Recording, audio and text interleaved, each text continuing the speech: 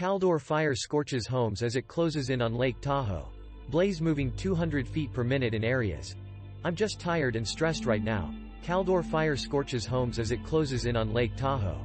Blaze moving 200 feet per minute in areas. Another red flag warning Tuesday in Northern California could make conditions worse for firefighters. The Caldor Fire jumped Highway 89 on Monday after a mass evacuation of South Lake Tahoe. More evacuation orders were issued near the Dixie Fire, the state's second largest in history. South Lake Tahoe, Calif. Bearing down on scenic Lake Tahoe, the Caldor Fire grew closer to the iconic tourist destination Tuesday, prompting new evacuations into Nevada after the lakeside town was ordered to leave the area the day before. The Caldor Fire continued its trek toward Lake Tahoe, scorching homes, vacation rentals and part of a ski resort as thousands in South Lake Tahoe were told to leave the area immediately, forcing residents and tourists enjoying summer vacations on a frantic scramble east toward Nevada on Highway 50.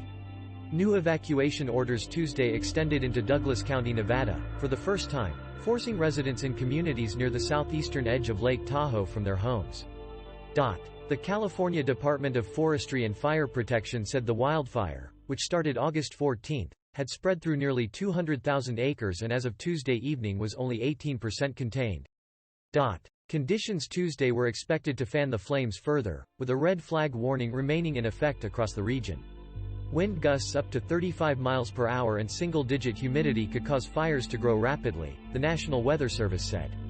Fire officials Tuesday reiterated that Tuesday and Wednesday, due to the high winds and low moisture in the air, would be crucial in fighting the fire and preventing its spread further into the South Lake Tahoe area, known for its picturesque beaches, emerald blue waters, rocky shorelines and stunning landscapes in the Sierra Nevada. Challenged to come back from this, wildfire threatens to forever change clear blue waters of Lake Tahoe.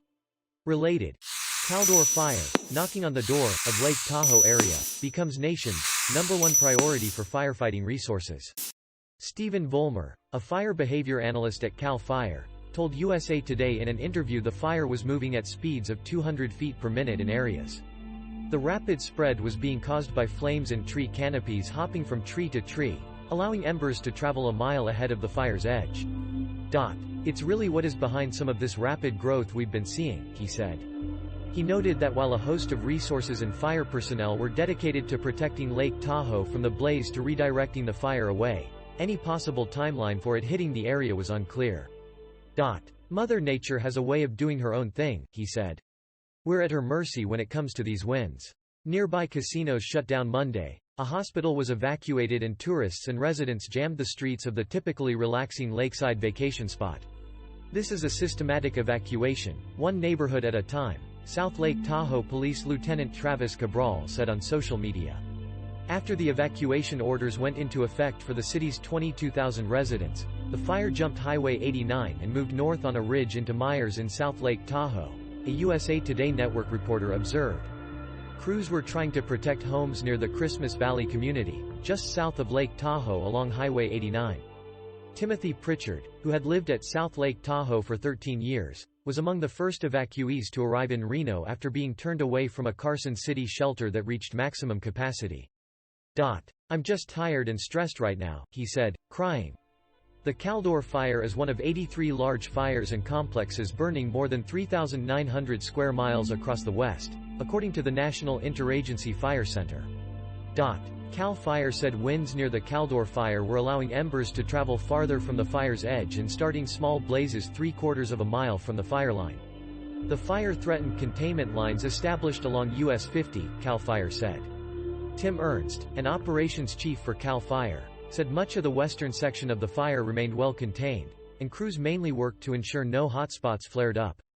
There were still parts of the line along the northeastern edge of the fire that protecting structures and defending South Lake Tahoe remained the top priority for fire crews, Ernst said. At a shelter in Carson City, Chelsea Cunningham of South Lake Tahoe said she was in shock. Right now, we're numb. It feels like you're in this fog and your headlights aren't working, Cunningham said. She said she kept hearing firefighters were doing their best to keep the fire from reaching the basin. So you're holding on to that hope with blind optimism, Cunningham said. Monday, the worst-case scenario unfolded. I think we're still in shock. I think the reality will hit later. Especially if we go back and find out there's nothing left, she said. The only keeping us going is focusing on what to do next. The fire has destroyed nearly 500 homes than 480 homes and another 184 commercial or smaller structures. At least 5 people have been injured, and 4,171 firefighters battled the flames, Cal Fire said. Additional teams to protect homes arrived late Monday, said fire spokesman Dominic Polito. Wherever there are structures, there are firefighters on the ground, Polito said. Lake Tahoe scenery threatened. With pristine blue waters and summer and winter activities abound, the Lake Tahoe area typically draws 15 million visitors a year. Beyond the immediate concern for public safety and the thousands of homes at risk is the threat the fire poses to the clarity of and scenery around the world-renowned lake. Flames enveloped hillsides around Sierra at Tahoe Resort, which lost some minor structures but had its main building spared. Crews used snowmaking machines to douse the ground. Heavenly Ski Resort straddles the state line, with lifts and trails in both states. Monday's evacuation orders included the area around its California operations. On the Nevada side of the border, the state's Gaming Control Board said some resorts shut down portions of their gaming operations. We would presume that this could escalate over the coming hours, Nevada Gaming Control Board analyst Michael Lawton said in an email. The 4 major casinos in the area include Harrah's Lake Tahoe, Harvey's, Hard Rock Lake Tahoe and Mont Bleu Casino Resort. Dixie Fire prompts further evacuation orders. Farther north in California around the Dixie Fire, sheriff's offices in 2 counties expanded evacuation orders Monday as crews tried to prevent the fire from reaching the Highway 70 corridor. The Lassen County Sheriff's Office told more residents to evacuate as the 7-week-old fire spread east of Butte Lake in the Lassen National Forest. Near the southern section of the fire, the Plumas County Sheriff's Office told multiple communities to leave as the fire presses across the Genesee Valley and Grizzly Ridge and moves closer to Lake Davis in the Plumas National Forest.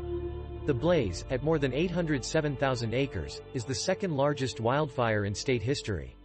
It has destroyed 1,277 structures, including 685 houses, and threatens more than 13,600, according to Cal Fire.